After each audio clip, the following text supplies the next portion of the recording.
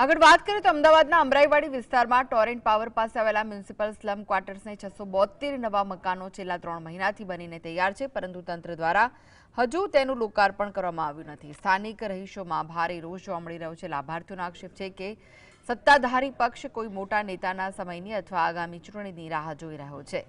હાલમાં મળતું 7,000 ભાડું મોંઘવારી સામે અપૂરતું છે, જેના કારણે ગરીબ પરિવારો આર્થિક ભીસમાં મુકાયા છે। મકાન તૈયાર છે તો ચાવી સોંપવામાં વિલંબ કેમ, તેવો વેધક સવાલ રહીશો કરી રહ્યા છે।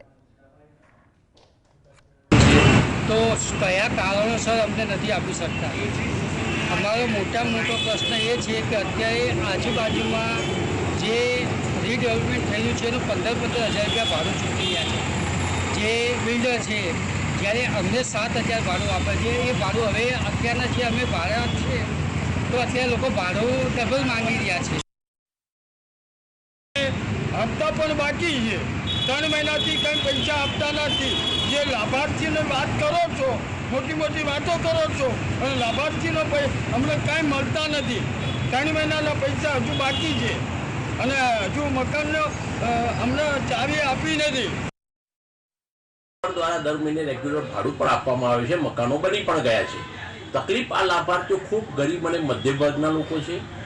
આજુબાજુમાં ગુજરાત હાઉસિંગ બોર્ડની રીડેવલપમેન્ટ પોલિસીના અમલને કારણે ગુજરાત હાઉસિંગ બોર્ડના જે ડેવલપરો ત્યાંના લાભાર્થીઓને 15,500 રૂપિયા ભાડું ચૂકવે છે, જ્યારે અહીંયા અમને 7,000 રૂપિયા ભાડું મળ્યું। હવે અહીંના જે ગુજરાત હાઉસિંગ બોર્ડના લોકો જ્યાં ખાલી કરીને ભાડુઆત તરીકે જાય છે, તો ત્યાંના મકાન માલિકો અમારા અમરાઈવાડી મ્યુનિસિપલ સ્લમ ક્વાર્ટર્સના ભાડુઆતો પર પ્રેશર કરી રહ્યા છે, ટોર્ચરિંગ કરી રહ્યા છે।